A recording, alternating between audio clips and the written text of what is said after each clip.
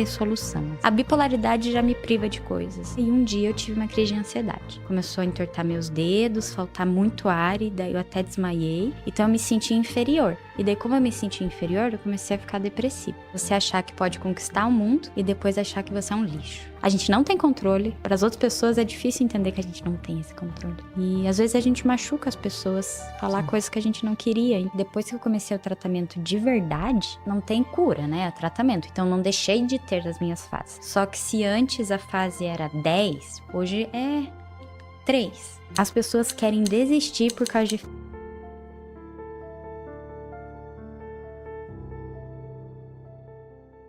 Estamos começando mais um Luz Podcast. Hoje eu tenho a honra de receber Luísa Bastos. Muito obrigado por ter aceito o convite, ter vindo aí. Fiquei feliz até de saber que você já acompanha aqui o programa. Sim. Então, a Luísa, para quem não conhece, assim, eu conheci recentemente ali no Instagram, com os conteúdos sobre como que é a vida de alguém com TAG, com bipolaridade. E eu gostei especialmente do seu conteúdo porque hoje em dia existem dois extremos, né? A galera que ignora que isso existe e tudo mais, ou tem vergonha de se expor, e tem a galera que romantiza isso. E é preocupante que tá cada vez mais frequente esse tipo de coisa, né? Sim. Então eu queria que... Uma preocupação que muita gente me pergunta no Instagram, como é que eu tô fazendo para os remédios. E a outra preocupação é passar a bipolaridade para o filho. Que essa de fato é uma preocupação minha e do meu marido, só que não é bem assim, né? A gente sabe que tem a parte genética, a parte de ambiente, então tem que ter esse controle. Hoje a gente estuda muito a bipolaridade, como ajudar isso na criança para não ativar, mas existe muita preocupação. Tem muitos seguidores que falam, você realmente quer pôr outra pessoa no mundo que vai sofrer a mesma coisa que você sofre? E daí, quando É injusto pensar assim também, de certa forma. Assim, eu entendo, tem esse risco. E sim, eu sofro em alguns momentos da vida. Não é fácil. Mas é meu sonho, então não posso deixar. A gente tem os cuidados, a gente sabe, eu não vou deixar de realizar meu sonho. A bipolaridade já me priva de coisas. Não quero que me prive disso também. Até pra gente entendendo mais da sua história e todos esses contextos, e depois eu queria até, como vocês disseram que estudam bastante desses temas, eu queria até que a gente aprofundasse em algumas outras questões depois. Mas como é que foi pra você ali naquela tua primeira crise, assim? O que você falou que teve, ok, mas assim, o que você tava sentindo? Como é que era os seus comportamentos? Você disse que a escola mesmo percebeu? Como é que foi isso? Que jeito estranho de avisar que alguém tá com depressão. Exatamente! E a gente não... Tipo, eu achava na época que depressão era tristeza. E eu ficava, mas eu não tô triste. O que tá acontecendo? E daí ali me acabou, assim, porque eu não fazia ideia que era depressão. Minha ideia de depressão é o que a gente tinha de tabu, né? Depressão é uma pessoa triste, que daí eu ficava, mas por que eu sou uma pessoa triste? Eu tenho tudo, por que eu sou triste? E daí ali eu entrei no fundo do poço, assim. Ali eu fiquei muito mal. Por esse sentido, assim, de não me achar suficiente, de achar que não tinha perspectiva de futuro e tudo mais. Agora, como eu saí disso, eu não lembro muito bem. Isso que eu ia perguntar, assim, os anos foram passando ali, né? Até você depois ter a outra crise que seria um outro ponto de virada ali, né? Mas você consegue lembrar, o que você consegue lembrar dessa época? Até, por exemplo, a próxima crise, assim, os pontos principais que você passava ali? Você já estava se tratando com medicamento, né? Imagino. Sim, Tudo com certinho. Rivotril só. Com Rivotril só. Que hoje também eu vejo que foi um erro, né? Mas na época não se sabia. Há 15 anos atrás parece, tipo, por causa da pandemia, a parte de saúde mental evoluiu muito. Com certeza. Então, antes disso era muito difícil, assim. Então, era o Rivotril e pronto. Porque foi jogado muito pro tapete, assim. De não vamos falar sobre isso. Então, eu só sei que eu realmente recebi o diagnóstico por causa desse vídeo. Senão, eu acharia que não. Mas foi só em 2017 que eu tive uma crise depressiva muito forte. Teve algum gatilho que... O que eu acho que foi... Não, tenho quase certeza. Que eu entrei numa fase de hipomania e daí não aguentei cair pra depressão. Eu queria muito fazer mestrado no Japão. Então eu comecei a me encher de coisa. E pra você ter uma ideia, eu fui fazer pós-graduação E a tese da pós-graduação tinha que ser 100 folhas, 100 páginas. Eu fiz 350. Porque eu tava muito assim. E daí eu tava intensificando o meu japonês, que eu fiz curso a língua japonesa por um tempo, intensificando o inglês, daí trabalhando e dando um gás na tese para ser uma tese incrível para dar entrada no mestrado no Japão com aquela tese. Então eu tava muito assim, acelerada. E daí meu corpo caiu, assim. Caiu do... Eu não sei dizer nem direito, assim. Acho que ele foi caindo e eu não percebi. Eu tenho a sensação, às vezes, que foi do dia pra noite. Que eu fiquei muito mal. E... Ai, dali... Ficava só no quarto. Não comia. Qualquer coisinha eu ficava muito brava. Que é um dos sintomas da depressão também. Ficar muito irritada. Eu lembro que um dia eu não tinha comido nada. Daí, de noite, eu fiquei com vontade de comer um cachorro quente. Daí, meu pai pediu no aplicativo. E daí, meu pai falou assim... Como é que você explicaria pra alguém essa sensação de altos e... Eu vou falar aqui de uma forma leiga, tá? Sim. De altos e baixos da bipolaridade. Pra alguém que não tem. Ó, resumidamente, sim, em poucas palavras eu diria, é você achar que pode conquistar o mundo e depois achar que você é um lixo. Pra mim é mais ou menos isso, porque quando eu tô na fase de hipomania, eu acho que eu posso fazer tudo. Eu dou conta de tudo, só que dali eu caio e me sinto nada, assim, me sinto muito insuficiente. Pra mim seria mais ou menos isso. A fase de hipomania você pode conquistar tudo. E a de depressão você acha que é um lixo. É assim que eu me sinto. Essas mudanças de humor, assim, elas vêm do nada? Você sente que vai vindo aos poucos? Ou você sente que a partir de um gatilho aquilo aparece? Ah, é bem relaxou e falou, calma, vamos se dar uma segunda chance. Vamos entender o que tá acontecendo. Ele conversou com a minha psicóloga, daí minha psicóloga me chamou também. Ela explicou toda a condição pra ele, daí minha psicóloga me chamou e falou, Lu, chega de tapar o sol com a peneira. Você tem bipolaridade, a minha é tipo 2, e você precisa tratar isso direito. Não dá mais pra ficar como se isso não existisse. E daí que meu marido chegou e falou, ó, se você for se tratar direito, eu tô contigo. Você é o primeiro a te apoiar. Se não, eu não vou ficar aqui vendo o barco afundar. Daí você vai se afundar sozinho.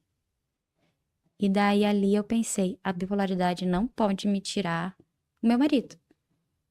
Chega dela ficar privando as coisas da minha vida.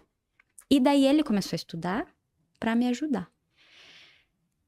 Receber o diagnóstico, a primeira vez aparentemente foi muito pesado.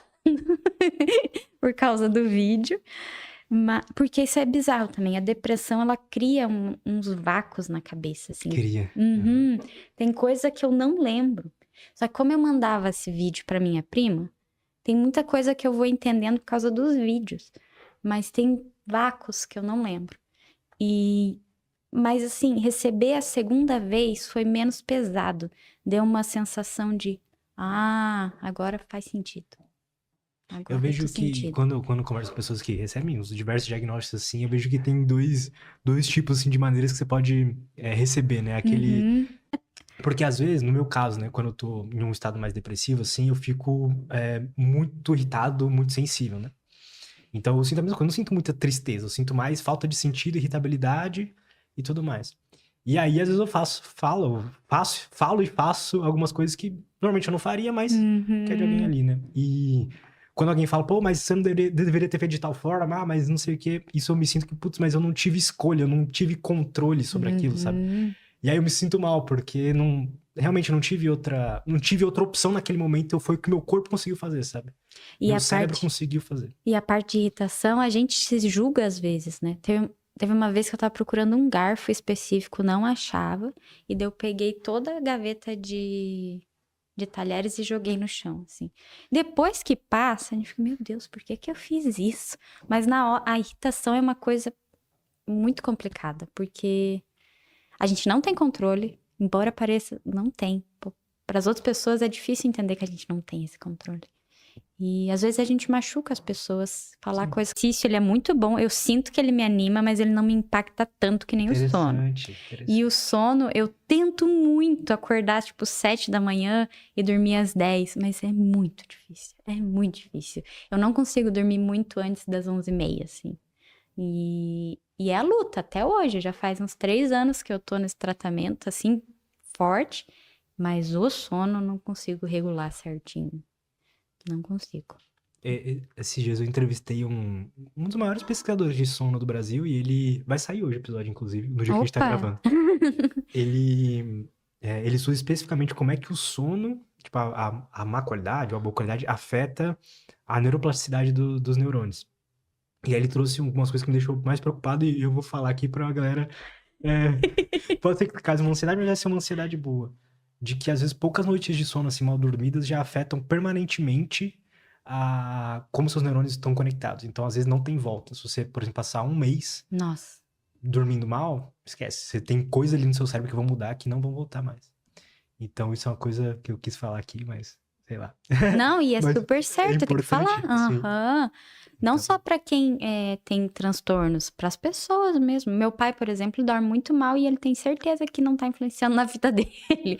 Fala, não, tá tudo certo, eu sou ativo e tal. Fala, é agora, né, pai? Meu marido aparecia bastante. As pessoas falam muito da ausência de rede de apoio, muito assim. Outra coisa que falam é problema financeiro, porque na hipomania, na mania, se gasta muito, né? E os remédios, o tratamento, ele tende a ser caro. Então, muitas pessoas falam disso, mas a maioria tá em fase depressiva e não vê solução, assim. Não vê. Tem muita gente que manda mensagem falando que já tentou de tudo e que quer tentar suicídio. Eu recebo uma média de 50 mensagens por dia. Eu não tenho condição de responder, mas é muitos falando assim, de que não vê mais sentido na vida, que tá cansado. Essa é uma palavra que eu escuto muito. Tô cansada de ter isso. Não aguento mais. E o que me chamava atenção é que muitos falavam, você me deu esperança. Isso me deu energia para continuar. Mas é mais ou menos essas queixas, assim, rede de apoio, questão financeira, e não ver solução para aquele problema, assim, eu tô tomando remédio, efeito colateral. Nossa! Eu vi que você fez um episódio do seu podcast, né? Falando sobre isso, né? Sim. Da sua história com os remédios e os efeitos colaterais diversos que eles vão trazendo, né? Sim, faz tempo que eu não faço nada no meu podcast. As pessoas querem desistir por causa de efeito colateral. Caramba. E eu pego no pé. Ela não vai desistir. Quais são os mais comuns, assim? A importância de ela estar ali com você, que como ela entender e ajudar, deixa tudo muito mais leve. Só que às vezes isso tem que vir de uma pessoa. Não adianta querer doutrinar, não é a palavra, mas muitas pessoas. Pega alguém que vai ser seu apoio, vai ser seu suporte e vai entender. Essa pessoa tem que entender, tem que estudar. Hoje em dia tem muito conteúdo. Tem muito, sim. Você não precisa nem ler, você pode sentar e ficar ouvindo podcast. Verdade. Tem muito conteúdo, então acho que é isso, assim, ter uma comunidade e tentar ter alguém ali, uma pessoa de segurança. Legal. Pra você ter uma ajuda ali. Assim, eu acho que, claro, esses podcasts aqui são extremamente importantes pra galera que tem isso, né? Mas às vezes eu sinto que uma das coisas que mais vai fazer diferença, assim, se a gente for pensar na qualidade da melhora das pessoas que têm, é que as pessoas em volta, que não têm o transtorno, entendam como que elas precisam lidar, o que elas precisam fazer, entendam como entender aquela pessoa, sabe? Exatamente. Que tem. Isso acho que é uma das alavancas, assim, que mais vai fazer diferença. Nossa, e faz total. Quando, ano passado, eu tive uma fase depressiva, que eu até publiquei vídeos na hora mesmo, assim, de pegar o celular e falar, tô na cama, ainda não escovei o dente, e fiz vários vídeos